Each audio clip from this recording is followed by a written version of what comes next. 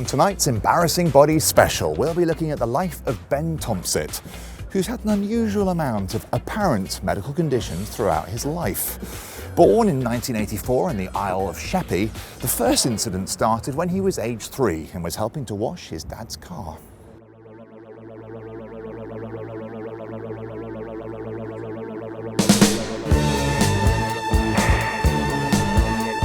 Picture a nice sunny afternoon. It was Sunday, and we thought, come on Ben, time to wash the car.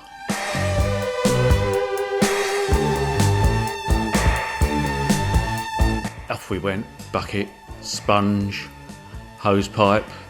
Here in my car, I feel safest of all. I can lock on my doors. It's the only way to live in cars. We were washing the car, both with a bucket, both with a sponge. I was at the front of the car, Ben was around the back washing the wheels. It goes a bit quiet.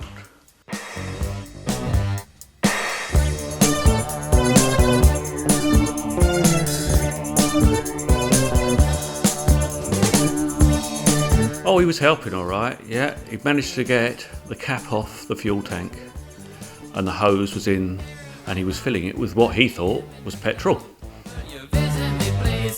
Well, Sunday then changed a bit. I spent the rest of the day taking the fuel tank off, emptying it all out, putting it all back together again. Car never ran the same again. Was this an early indicator of something much more serious? 3 years later, Ben had a peculiar and inexplicable case of hair loss. It was the day before Emma's first birthday. And Ben had been taken up for a haircut. You've got to make him look smart after all, haven't you? And everything was fine until Ben came back downstairs in the afternoon. I was quite worried at first. Something was definitely wrong. Ben didn't look like his normal self. What had happened an hour ago, he had a full head of hair. Now, there's a huge bit missing. Alopecia areata is a particular type of hair loss that affects 1.7% of men. Did Ben have this particular and peculiar condition? We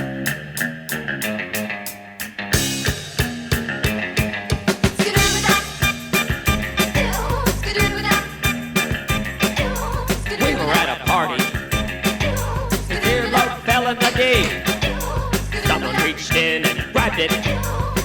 What a raw lobster!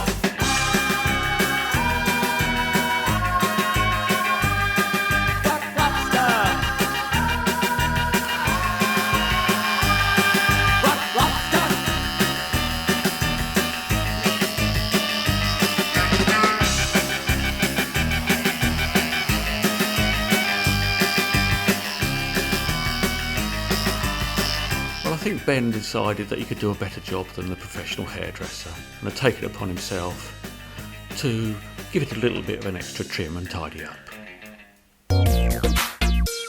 We then fast forward through his teenage years, peppered with peculiar and embarrassing but minor incidences, until we get to his adulthood, where there we see the early signs of a particularly alarming and insidious development of a condition called narcolepsy. James was taking Ben out in the town. He was just 18. Well, Ben had the homing instinct kick in. James was at the bar buying more drinks. He looked around, no Ben. Thought he'd gone to the loo.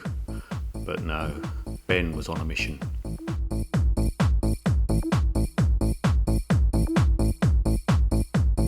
The next morning, ring ring, ring ring, the phone goes. What the hell have you done with our son? I don't know what's happened. He'd woken up in A&E. He had cuts to his face and no recollection at all of how he got there. The explanation that Ben gave was that he must have fallen asleep whilst running home. Well, we needed to find out how Ben had ended up in A&E with his face all cut and bruised. We went to Maidstone Borough Council and asked if we could see the CCTV footage for Bank Street the previous night. What that showed was Ben careering down Bank Street and then unexpectedly falling flat on his face. So what can we deduce from what we've seen about Ben? Well, personally, I don't think there's much medically wrong with him. It's his choice of drinking partners that's so questionable. But with the beautiful Chrissy by his side, I diagnose a long and happy life. Congratulations, Ben and Chrissy.